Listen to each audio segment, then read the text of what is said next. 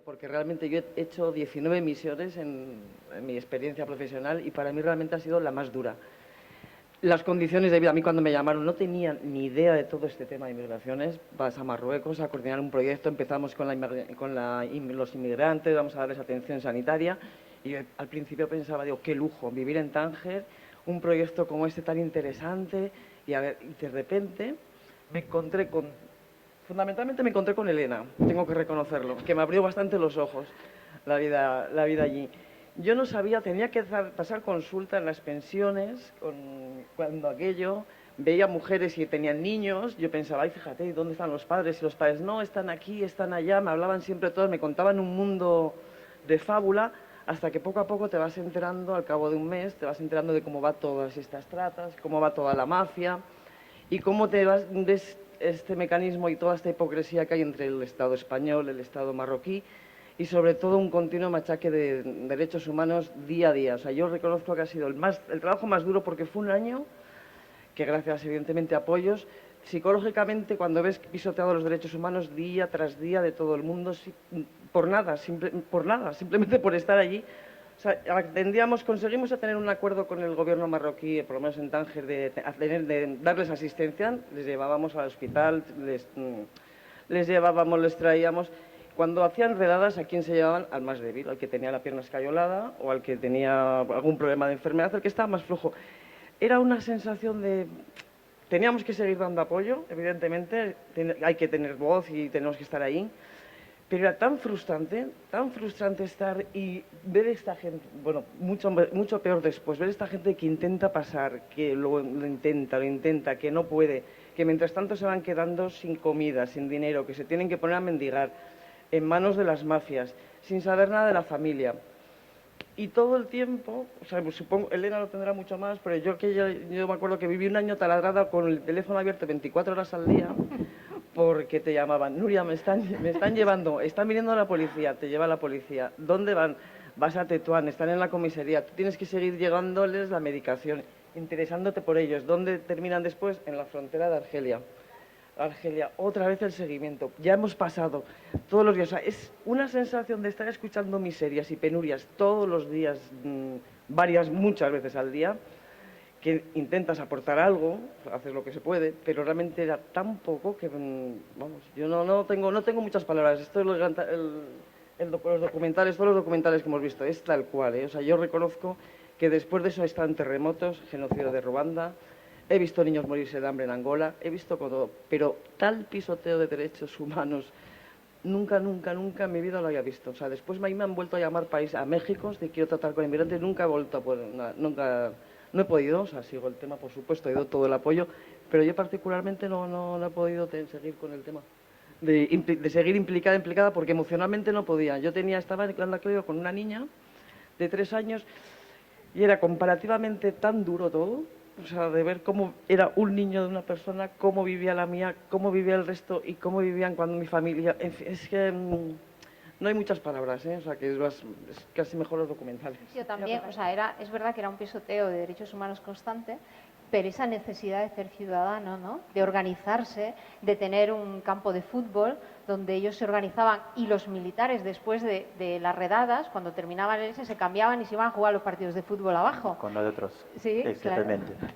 Sí, entonces era un campeonato. sí, los campeonatos y los militares participaban porque ellos recibían órdenes, pero ya cuando dejaban de recibir, pues se iban a jugar fútbol, que qué bien jugaban al fútbol los del monte y bajaban con los carritos de la compra, ¿no? Los de, o sea, no, era como un ejercicio, ¿no? O sea, es verdad que es muy negativo, pero es verdad, ¿no? Mamu lo puede explicar mejor, ese ejercicio de soy ciudadano.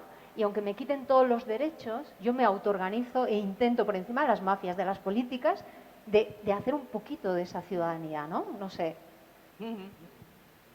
Evidentemente, cojo allí la palabra por lo que decía Elena Malena. Para mí, bueno, siempre hablar delante de ella, que como siempre he dicho, ¿no? Que Elena Malena es uno de nuestras madres, ¿no? Que con Paula. Y de hecho que nosotros en el monte mismo cantamos antes de entrar, que todo el mundo está deseando la primera rezada, vemos mañana a Paula. Entonces significa que vamos a ir, Ceuta. Eso significa que era.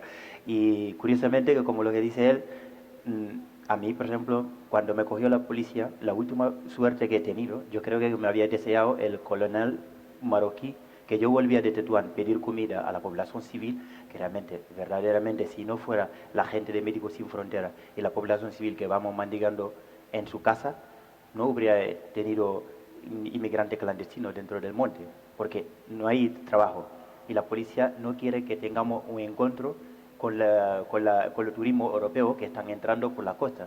O sea, que yo me acuerdo perfectamente que ponían una línea, de lejos te pitaban y te hacían así. Entonces, una vez que tú dejabas la carretera, te metías dentro, era como muy normal, ¿no? Que es el normal de la ley de allí, que tú no puedes. De hecho, que cuando estuve en el taxi, el taxista me pidió el documento y yo, como para ponerme un poco más elegante, y le dije, ¿tú eres policía? Como para decirle que yo soy legal de Marruecos, que no me pide el documento. Entonces me dice, ¿me puedes coger riesgo de llevarte? Entonces se quedó en duda, ¿ese tiene documento o no? Pero llegando, entrando el Casiago, el base militar que estaba allí, me encuentra que todos la policía marroquí estaban preparándose para irse en Beliunes, ¿no? Que cuando estuvimos en esa época. Y el tío me mira y me dice, ¿te vas en Beliunes? Digo, sí, porque yo decía, si lo digo que no, me van a revisar y igualmente me va a meter en el coche y me va a llevar. Entonces lo voy a decir la ciencia. Me dice, cuando llegan otra gente, no ponéis a pelearse con ellos. Lo que tiene que hacer es forzar la valla. Cuando vais por otro lado, tienen mucho dinero y se van a preocupar con vosotros. No sé por qué estáis haciendo ahí. Y yo le dije, bueno, intentaremos. Y me dice, bueno, ahí tiene que hacer organización y vaya a montar la valla. Ya está. O sea que, pero eso estoy hablando de justamente un mes antes de que saltaríamos la valla. Entonces me dice, suerte, la ¿no? Sé lo que suelen decir en general. Y yo le dije, gracias. Y cuando volví en el monte, para mí era en contar esa historia de mi compañero. Digo, mira, yo seguro voy a entrar a Europa porque hoy me ha deseado un coronel de entrar en Europa.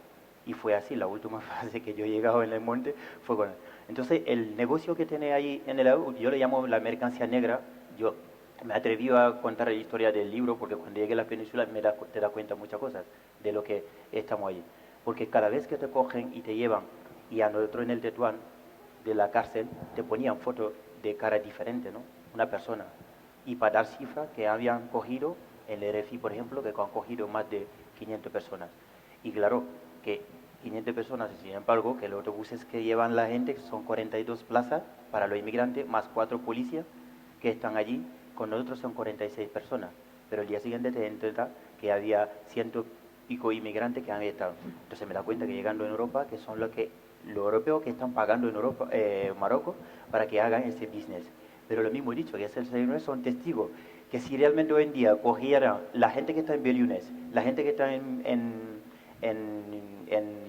Gorgu, le meten todo, ya se acabó el trabajo de Marruecos, ya no van a tener más trabajo. La presión viene de que desde otro lado le interesa que hagamos movimiento de lo del trabajar. Me acuerdo el Ministerio del Interior daba cifras de 40.000 inmigrantes, sí, entonces que querían saltar la valla. La otra parte era la parte de Mauritania, otros 40.000 inmigrantes, eso. Entonces que querían prepararse, pero son dos caminos distintos. Los que están en Mauritania cogen el cayuco y son otro camino distinto. Los que estamos en el monte somos uno, si llegamos son 1.000 y pico personas, no más. Entonces, y eso es como una cifra que juegan entre nosotros y te das cuenta realmente cuando llegas en el SETI, te das cuenta que en el SETI tú pensabas que está previsto por los pobres africanos negros que tienen, y te das cuenta que hay todo tipo de nacionalidad dentro del SETI. Y a mí me sorprendió mucho cuando llegué en SETI viendo una cola de gente de indios de toda parte del mundo que no se sabe dónde viene, en qué camino cogen hasta entrar ahí, y nosotros ahí, una fila de una banda así, de todo el rato, todo el mundo con una banda, como si fuéramos jugadores profesionales, ¿no? Que estamos preparando el campo de fútbol, evidentemente. Entonces, para mí era como, wow, ¿dónde han pasado? Y ellos mismos nos contaban que desde Casablanca tenían coche hasta dentro del SETI de Fue Ceuta. grave porque el rey de Marruecos dice hay entre unos 30.000 y 40.000 que se pueden regularizar, incluyendo estudiantes, para regularizarle de una forma normal. Y cuando el país publica la noticia, que fue el mismo titular que publicó en el año 2005, el país repite titular en el año 2015, 10 años después del mismo titular del año 2014, del año 2005, bueno, pues cuando repite ese titular, resulta que esto ya se lo habían pasado, se supone, un informe del Ministerio del Interior, se lo habían pasado a la ABC, y el ABC lo había rechazado, imaginaros. Y el País aceptó publicarlo, aceptó publicar esas cifras, que eran cifras que luego el CNI dijo, no, si nosotros no tenemos nada que ver con esas cifras. O sea, gravísimo que medios de comunicación, entre comillas, en fin, entre comillas, no sé qué nombre ponerle, que un medio de ultraderecha rechace porque sabe que no está basado en la realidad, y lo otro, publique y repita el mismo titular 9 o 10 años después. Eso es muy, muy grave, ¿eh? Sí, es un juego que hay, en el que entran muchos medios de comunicación y muchos periodistas, que además son justamente los que escriben sin estar ahí todos los días. Eso. Luego algunos se llevan Sí. premios como el mejor corresponsal Vale, del año eso. y no han pisado Marruecos, ni han pisado ni Melilla ni Ceuta en su vida. Pero este juego que nos traemos, que muy lo ha dicho Mahmoud, lo ha dicho también Elena, es un negocio muy lucrativo, la inmigración en la frontera sur. Se juega con las cifras y con el oscurantismo y con la desinformación desde las delegaciones del gobierno en Ceuta y Melilla hasta los gobiernos de España y Marruecos, como podemos comprobar, y es increíble cómo les funciona las fuerzas auxiliares marroquíes, las mejanías, los que les pegan los palos a los inmigrantes en un lado, bueno, en un lado y en otro, porque también pasan a Melilla y a Ceuta a pegar. Hay un poquito de cachondeo, ¿no? Como hay, según el Ministro de Interior, hay una frontera jurídico-política y otra geográfico-topográfica, pues si una se la pasan por el forro, pues imagínate la otra. Entonces juegan a que una es una y la otra es la una también, y hacen lo que le da la gana, y se van pasando y pueden pegar a ambos lados. Pues estas personas, hace 15 años, yo es que soy de Melilla, hace 15 años las fuerzas auxiliares eran prácticamente un cuerpo paramilitar en los que cada uno, además, había algunos que no llevaban ni uniforme porque no tenían dinero para uniforme. O sea, yo he llegado a ver con pantalones militares y una camiseta de Sonríe, Dios te ama, haciendo guardia con un arma. Esto es verdad. Y no tenían palos. Tenían Muchos palos, no tenían ni armas de fuego, te llevaban palos. Ah. Y ahora los ves con uniformes impolutos. Hay el 400% en los últimos 10 años de fuerzas auxiliares, de nuevas plazas. Todos los policías de Marruecos quieren ser fuerzas auxiliares porque ya cobran más que la policía. Van con Land Rover nuevísimos, que por cierto son regalados por Gran Bretaña, que ya no, que después del Brexit, no sé si se seguirá regalando a Marruecos, será la que se ha ido de la Unión Europea. Pero esas fuerzas auxiliares las pagamos Europa, pero principalmente España y Francia, que además son las que las crearon en su día en los protectorados para vigilar las zonas turísticas. Nosotros somos los que mantenemos esas fuerzas, que son nuestros perros guardianes de Europa. Es más, las primeras casetas, los primeros uniformes y las primeras armas las paga cuando está gobernando el Partido Socialista Obrero Español, con una política diseñada por Rubalcaba, y son los primeros que arman a las fuerzas auxiliares. Luego, claro, el PP se encuentra con esta política y no le cuesta nada seguirla, mantenerla, ¿no? no, Claro, no le produce, duerme todas las noches, pero es un partido que de todas formas haga lo que haga, no pierde escaños, no sé cómo lo hacen, son unas máquinas. La verdad es que son unas máquinas, sí. Son unas máquinas, hacen unas campañas tremendas. Y pues este negocio, la pena es que estamos jugando con personas y las dejamos entrar o las apalizamos y las matamos a las puertas de Europa según nos interese y según queramos que haya pues más prostitución, como decía Elena, o según veamos que cuando los CETIs, los Centros de Estancia Temporal de Inmigrantes de Ceuta y Melilla, se están quedando vacíos, de repente hay saltos de inmigrantes por los mismos sitios que los ha habido siempre y que los han retenido y que no ha pasado nada y entran por la cara, ¿no? Es un negocio. El CETI de Melilla da de comer directamente a 700 familias en Melilla. Se calcula que más de 14.000 personas directa e indirectamente, o sea, a prácticamente una cuarta parte de la población. Eso sin contar los centros de menores no acompañados y todo lo que hay detrás de la política migratoria. Solo en Melilla, que es una ciudad que, aparte del juego de los inmigrantes, juega con todos los juegos que se juegan en la frontera, como por ejemplo las porteadoras. Melilla ingresa cada año 90 millones de impuestos de exportación solamente con el tema de las portadoras, de estas señoras marroquíes que suelen ser viudas, repudiadas, mujeres que son madres solteras, que van cargando con hasta 50-60 kilos en la espalda, que hemos visto en muchos reportajes. Pues estas mujeres, gracias a estas mujeres, se quedan 90 millones de euros en las arcas de la ciudad autónoma de Melilla cada año. O sea, la inmigración es un juego político y es un negocio muy lucrativo, pero estamos jugando con vidas de personas. Estamos jugando con vidas de personas como hemos visto en el Tarajal, pero el Tarajal pasó el 6 de febrero de 2014, pero continuamente muere gente. En verdad es que en Melilla no se dice y se hace como en el Tarajal, se tiran los cuerpos a Marruecos. Pero lleva muriendo gente, además, desde que empezaron. Es curioso porque la valla la empiezan a construir en el año 98, se termina de construir el 29 de marzo del 99 en Melilla. Desde que se empieza a construir hasta que se termina de construir, las primeras personas que entraban eran marroquíes y argelinos. Y de hecho llegaron a morir 17 argelinos un solo día que se cayeron por un barranco porque estaban construyendo el límite norte. Estas cosas, bueno, no se contaban mucho en los medios de comunicación porque no interesaba y porque Melilla y Ceuta, hasta que no se ha insistido mucho, no le interesaba a nadie porque eran y siguen siendo dos agujeros negros para la economía española y siguen siendo muy desconocidas. Pero desde el inicio de las vallas ha ido muriendo gente. Hemos ido consiguiendo que no les dispararan con fuego real, pero bueno, luego le disparaban con goma, hemos conseguido que no le disparen con goma, pero dan palo en la cabeza. Entonces se van consiguiendo cosas a través de las denuncias y a través de contar la verdad, los que somos periodistas, no activistas, pero siempre se buscan ellos la vuelta de tuerca para que el negocio siga funcionando y para seguir violando los derechos humanos y los acuerdos internacionales y el derecho.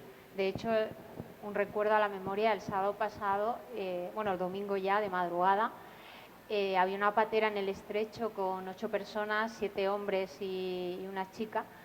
Y bueno, pidieron auxilio a las 2 horas de estar en el Estrecho, había mucho viento de levante.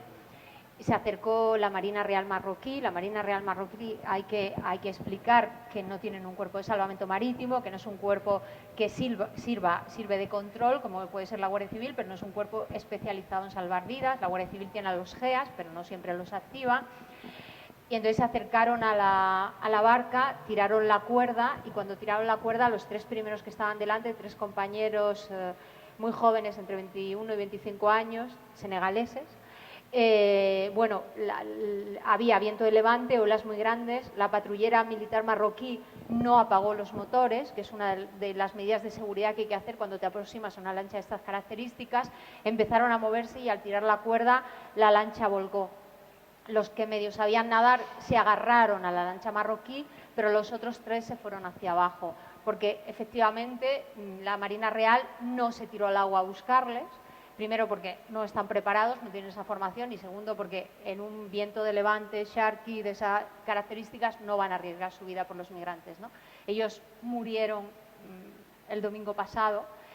Forma parte, o sea, el 13 de mayo desapareció otra patera en la ruta canaria con 60 personas.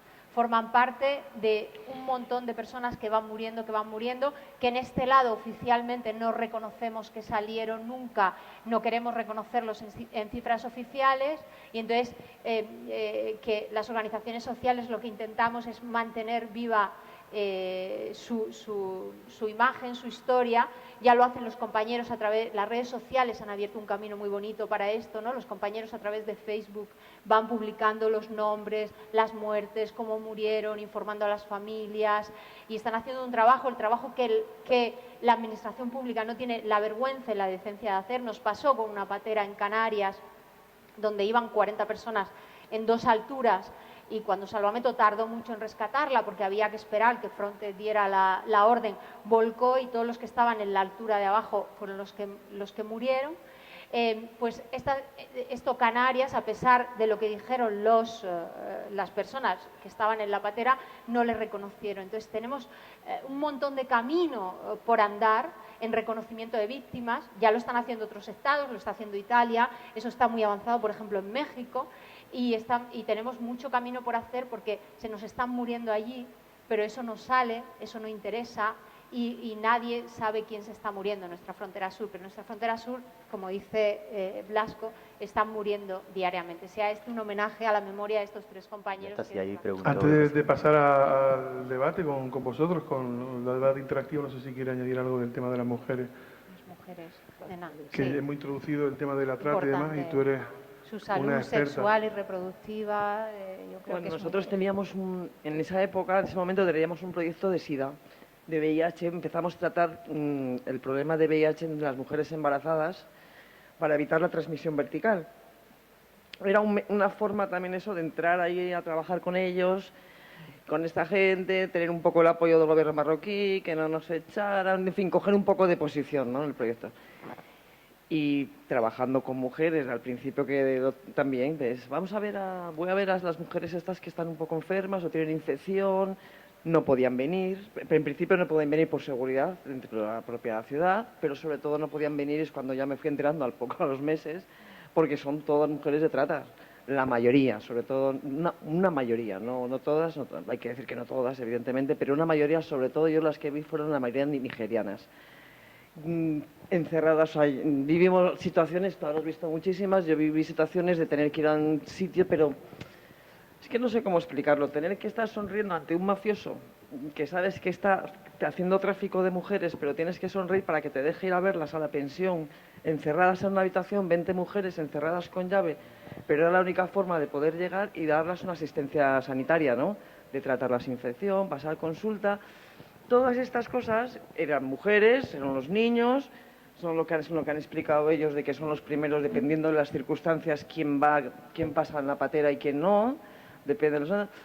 Y luego ves, en fin, el harén, todo, es que realmente el tema de tratas y de tráfico de personas es tan duro y tan difícil. De hecho, yo quería decir que en los últimos años, desde que estuvo Nuria hasta ahora, hemos visto como las políticas de frontera han hecho, como ese control de frontera ha hecho que el negocio de la trata aumente. O sea, ya no estamos hablando de mafias coyunturales, sino que estamos hablando de mafias que dicen, mira, es que tú esta frontera ni de coña, saltando la valla solo, sin gastarte dinero, cogiendo una paterita pequeña, vas a pasarla, me tienes que pagar después. Entonces, ha hecho venir muchos niños y niñas, o sea, de Guinea-Bissau hay ahora mismo, o sea, de Guinea-Conakry, perdón, hay ahora mismo un montón de críos, pero un montón de niños súper chicos que los han traído como correo de la droga y que después los van a pasar para seguir siendo correo de la droga, que eso es una forma de trata. Entonces, las redes de trata, ese discurso de las mafias de cerramos las fronteras porque así luchamos, es totalmente mentira. Las redes de trata están encantadas de que la frontera esté cerrada. Es otro negocio sobre el negocio. Entonces, esa salud sexual y reproductiva, ¿no, Nuria? Ese no, que tu cuerpo no es tuyo.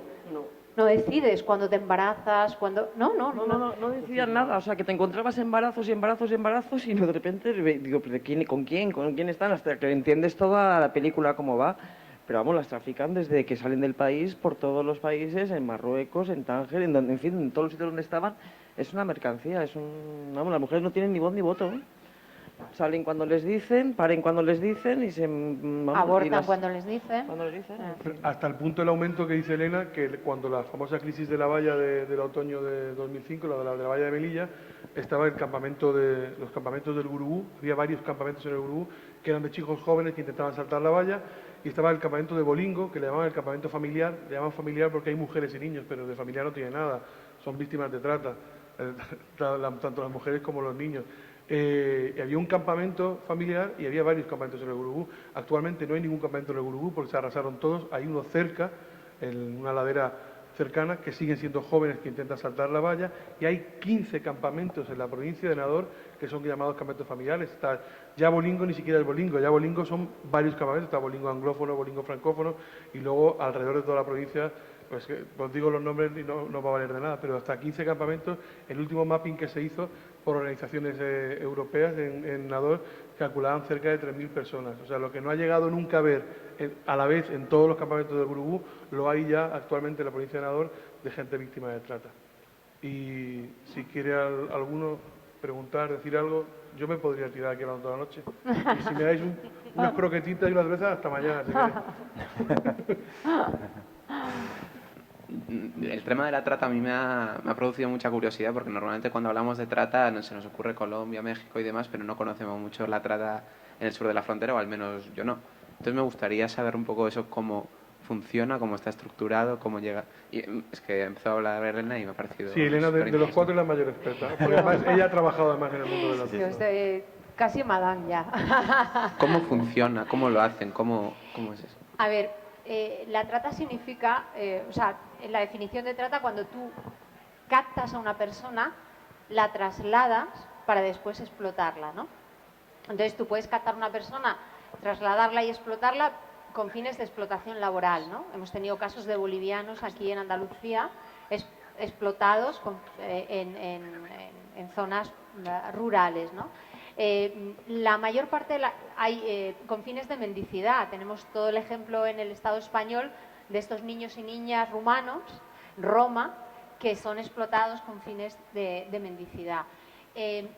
Incluso el tráfico de órganos es una forma de trata. Lo hemos encontrado, por ejemplo, ahora en la frontera de Macedonia con Grecia. Nos decía la policía y organizaciones griegas, decían que tenía un problema terrible cuando la gente se perdía en Macedonia e intentaba cruzar, y era, sí, el tráfico de órganos, era recogido por mafias albano-kosovares y usaban los órganos, que ahí se han perdido muchos niños y mucha gente, Miles ¿no? de niños, decían. Entonces, y hay otra trata que es con fines de explotación sexual, ¿no? Que es ese creciente mercado sexual que tenemos en Europa, que tenemos esta demanda. Yo me he encontrado con guide son los que traen a las chavalas, que el guide te decía, claro, es que yo las traigo cada vez más pequeñas porque en el mercado español competimos con las rubias, como hay muchas de la Europa del Este, ¿no?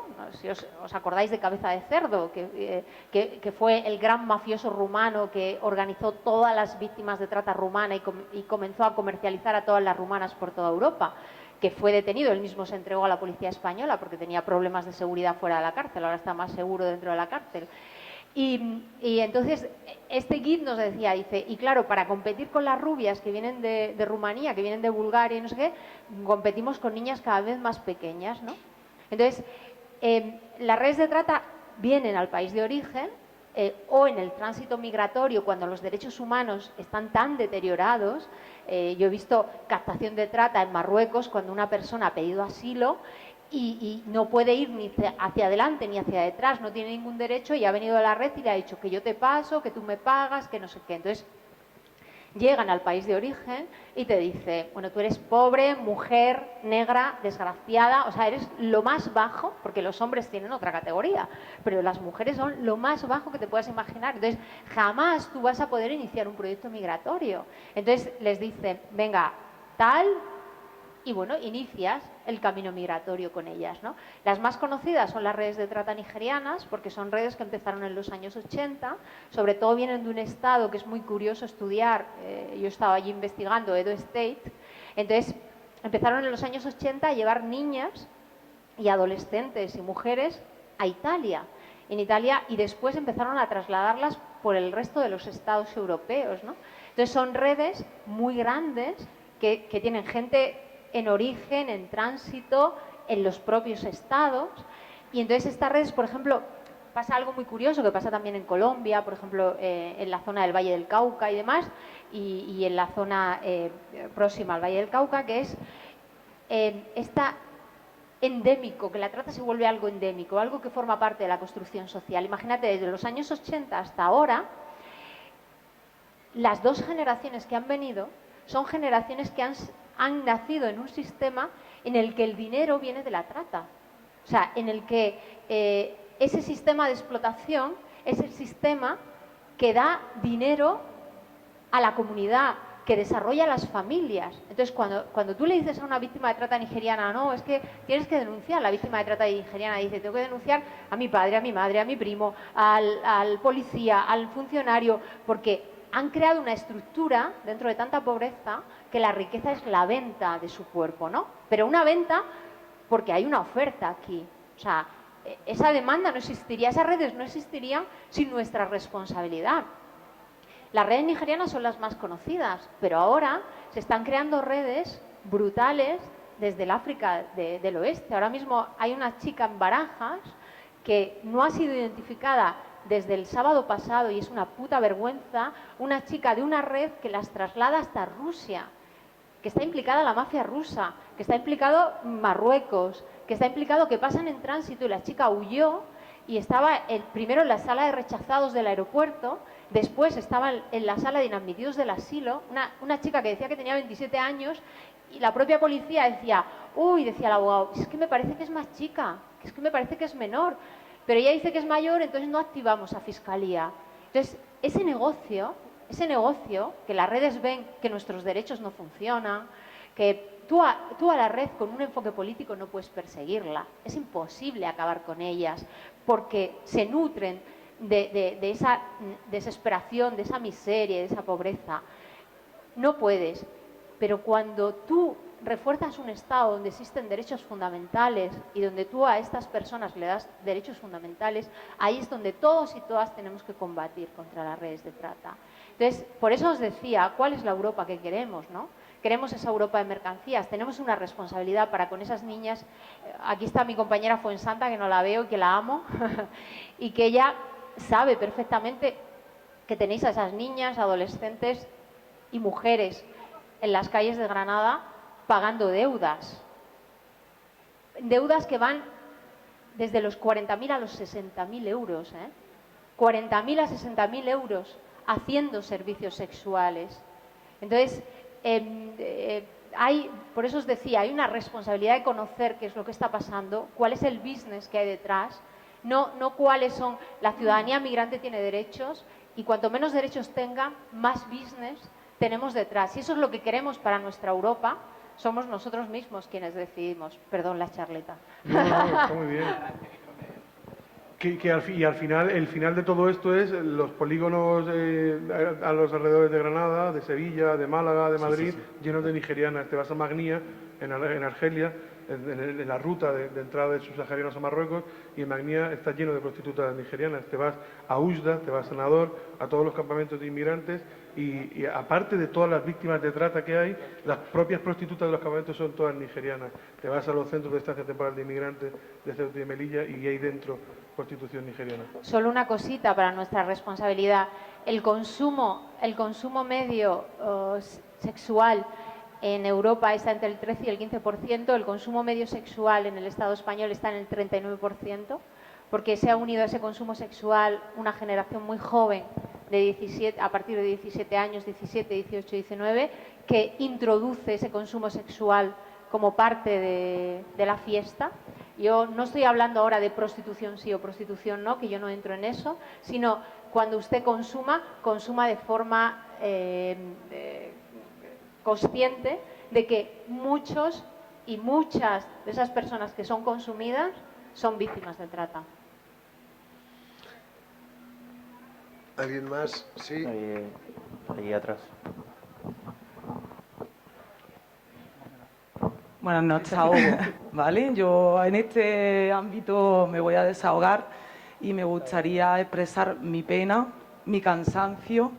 Llevo 10 años trabajando atendiendo a personas que llegan en pateras a la costa y hemos visto cómo ha ido evolucionando las políticas migratorias contra la trata de seres humanos. Hemos visto cómo se han creado protocolos para identificar a los MENA, los planes de lucha contra la trata de seres humanos con fines de explotación sexual, las directivas, las directrices, pero ya me cansa que se cree todo esto y que el mes pasado llegue una chica de 19 años con un niño de 8 que diga que es su madre y la policía diga, venga, pues sí, venga fuera, y que ni siquiera se planteen el poner en duda o en tela de juicio o el mirar un poco más allá. O sea, 10 años después, después de todo lo que hemos visto, de todo lo que sabemos, porque si lo sabemos nosotros, lo saben ellos, porque están creando leyes, políticas, y pasa esto, le ponen galardones a los policías que actuaron en el Tarajal. O sea, en realidad ya me cansa la hipocresía de este país, me cansa muchísimo, estoy muy cansada, pero aún así, escuchando a vosotros, viendo ese vídeo, te dan fuerzas, te dan ánimos para todos los días seguir caminando. Muchas gracias. Fue en dolor, en justicia. Gracias.